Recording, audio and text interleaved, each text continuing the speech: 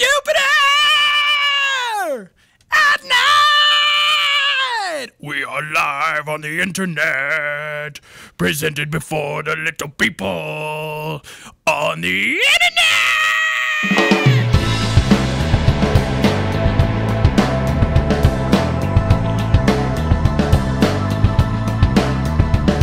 Good evening, everyone, and welcome to Jupiter at Night. My name is Chris. And I'm Jeremy. Tonight's episode is a fun one. Thursday nights, that's our Friday. We like to do a movie night whenever possible, sort of a movie Thursday kind of a thing. And we're also, maybe you guessed by our live internet show here, we're also a little geeky. We are. And so sometimes it pains us just a little bit when Hollywood gets the important details wrong in some of our more technical movies. I also want to point out that we just passed a major milestone in the geek movie whole franchise.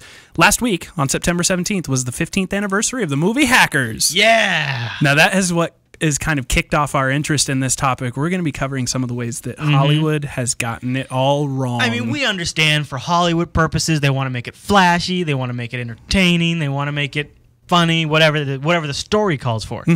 But sometimes that means they really screw it up. Now, should we go light on Hackers, or you got? One thing I'll mention about Hackers is the thing that always bothered me about Hackers, and I don't want to pick on it too much, kid. It is Hackers' birthday, all right? So I don't want to dig on it, but I just say this: do you remember the scene?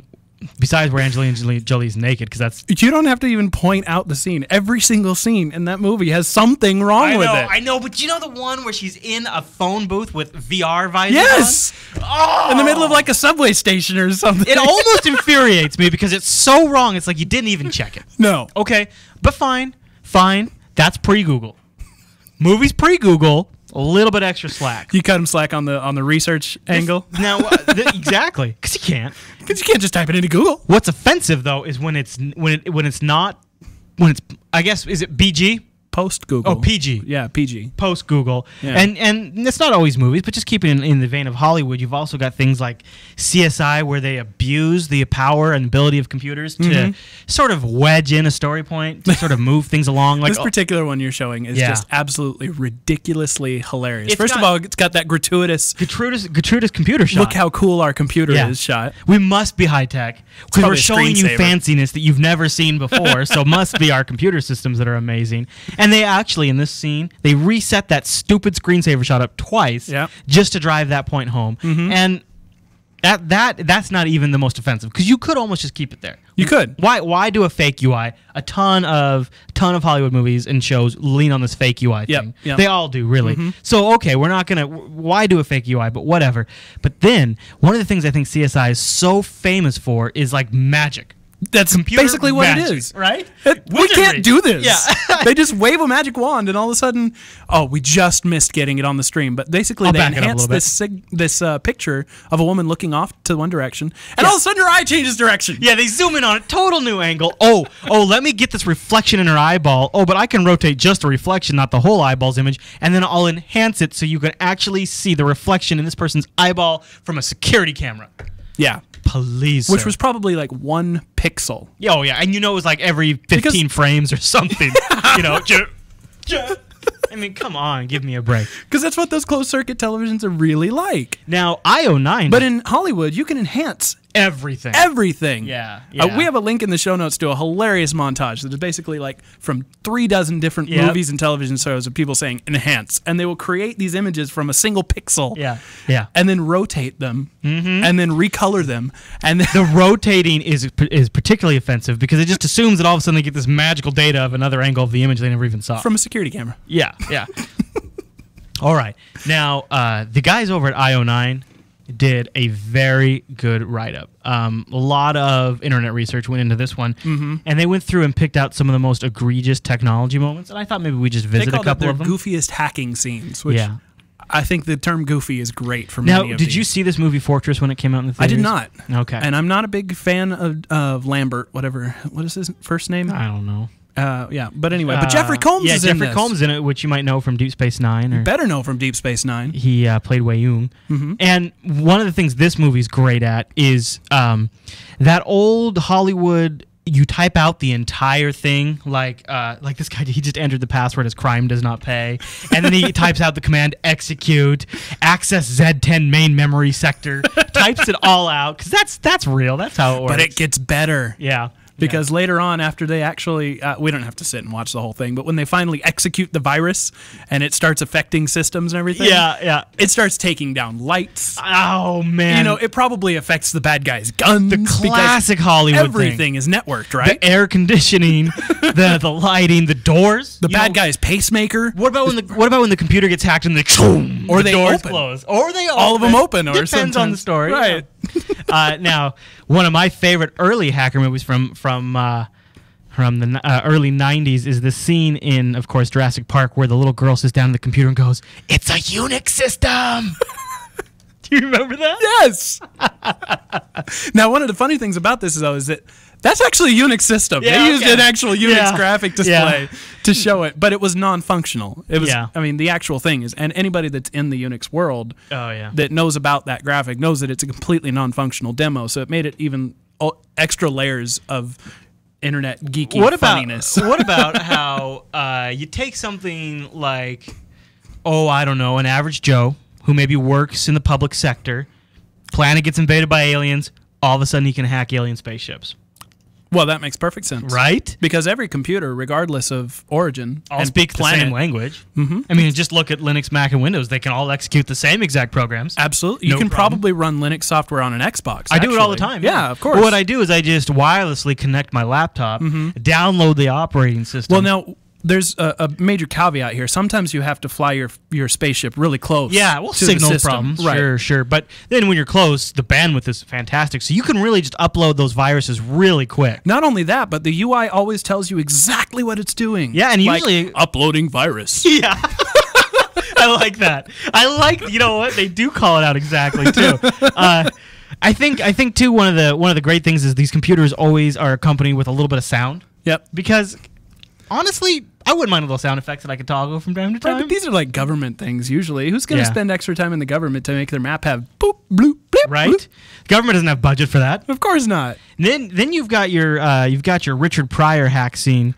This is another one of those examples where he's in Superman 3 and he's typing out the entire command. Override all security. And it works. Probably not a command they ought to build into the computer system.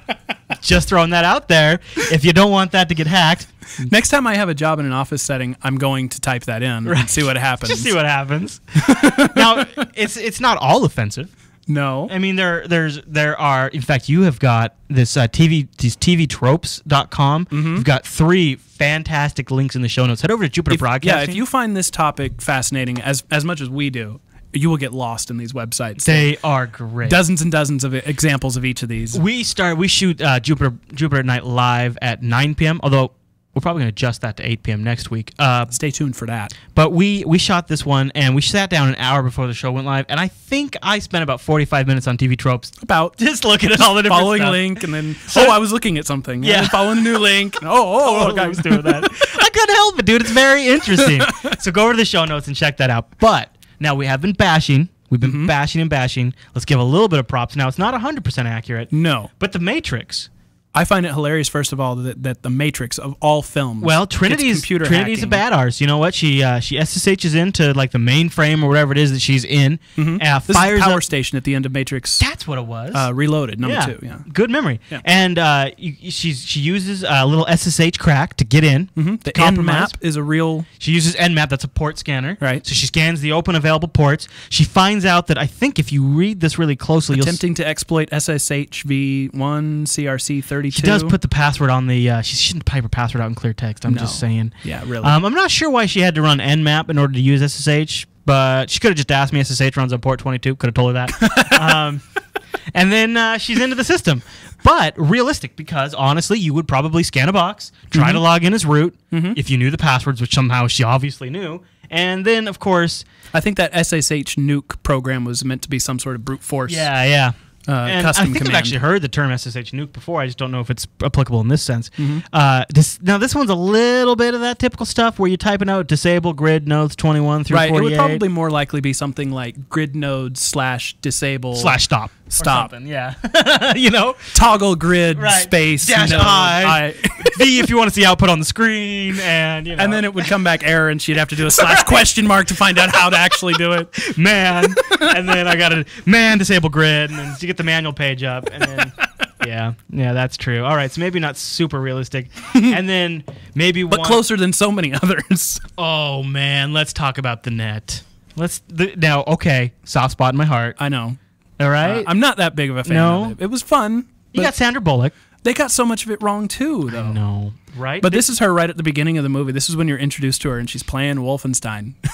Classic, which that is something. That's a statement right there in itself. And she's a consultant, right? So she's like working from home, and I guess the implication is the developers of Wolfenstein, right? Okay. And they've been infected with something, and she's sucking the infection off their systems. Yeah. She just pulls it right down, and then just stores it on her own computer on a floppy. Because her buddy likes to collect those, right? And she's like, oh, and by the way, don't hit the escape key. If you hit the escape key, you'll infect all your machines and lose all of your data. You can get by without hitting the escape key for several days, right? Really, the escape key? I mean, come on, you know. But so she's playing Wolfenstein. She downloads the virus right to a floppy drive, and I don't know. Part of me warms for this movie when I watch it again because I caught it on TV recently, and when she logs in, it's like the super fast dial-up tones. Like they went and got like a 30-second dial-up tone and chopped it down to 5 seconds and made it that noise every time she signed in. Kind of endearing for me. The dial-up tone, right? It kind of just takes me back. Plus, just looking at these old computers, I had some of these old computers that they show in this movie. So it's also funny at the end of this clip. You know, they do a decent job of showing a bunch of like her actually getting the things, and it looks like it might be legit. At some level. Totally. But then she goes over to a website and orders a pizza. Pizza.net, dude. And look at just the way that that's laid out and everything. But this was before you could order pizza. This is also before like Flash, if I remember correctly. I'm sure, yeah. So this sort of a website would be. You know what? You don't do that back then. No, but I totally order pizza online now. You do. So they were, and you know, you could look up your power records online. That's happening more and more. A lot of your different records are online. Now I gotta pause here for a second because the chat room is giving me a hard time because I said don't hit the escape key. That's a bad habit of mine. It's escape. I apologize. Kind of like saying espresso or nuclear. But I'm good about espresso. Yeah. Yeah. But escape. That's a hard habit. He'll get over it eventually. I know. Don't be too hard on him. It's like the last few lines in the chat room. they're very focused. Bunch of hard asses. All right. I want to talk about a little bit of business. All right. So we made some changes recently. We did. We did Tuesday through Thursday. And I think we're going to try adjusting the live broadcast to 8 a.m. Or I mean 8 p.m. No. That was not going to work. But really, just go over to jupiterbroadcasting.com/calendar for the details on that. Now, any other movies you want to give a hard time for before we head out? I don't think so, but I do want to mention a couple things. You know, if you're interested in this, we have I put a video game in the show notes here. Oh boy. That's called Uplink. That the entire thing is designed to be a video game that interacts as if you're using one of these movie-based the new hacking systems. And they have one for Mac, Windows, and Linux. Yeah, it's available for all platforms. I love it. It really is like the 3D UI for movies. Which, again, I like, but so unreal. I know, but they put it together in like so it's on your computer. And you know what? It's right there, and you get to play with it. As the years have gone by, one movie that might have also been a little bit foreshadowing what computer designs would look like is the Tom Cruise movie. What was that? Minority Report. You know, we're getting touch interfaces. We're getting ones that Google's working on technology to track your eyeballs. Freaky. And, you know, you combine where you're looking with movement and touch, like then the computer would know Connect or something like that. Yeah, exactly. You take the Connect type of technology for movement. Right. You take Google's technology for watching your eyes, and then you could say, so the computer would know, I'm looking up at this square, then I reach out, oh, he's going for that square. Right. That stuff's coming up. So that's not so crazy to see in movies anymore. When Minority Report came out, he had to wear like these gloves with the light tips on them and stuff like that. Yep. Now, I do want to point out, though, that he was reading brain scan images. Yeah, that's true. From precognitive. That part's not so smart. All right. I don't think that's going to happen. Probably not. Okay. I don't buy it. But I do think that motion stuff's going to happen. So now when we're seeing that in movies, that might not be so far out. Well, that's going to be a great way to sort through all my personal emails. Think about emails, right? You'd be like, boom, boom, boom, boom, bop. Oh, hello. You know, like that kind of stuff. Yeah. Or sort through other things. That's not what I meant. Oh. Enhance.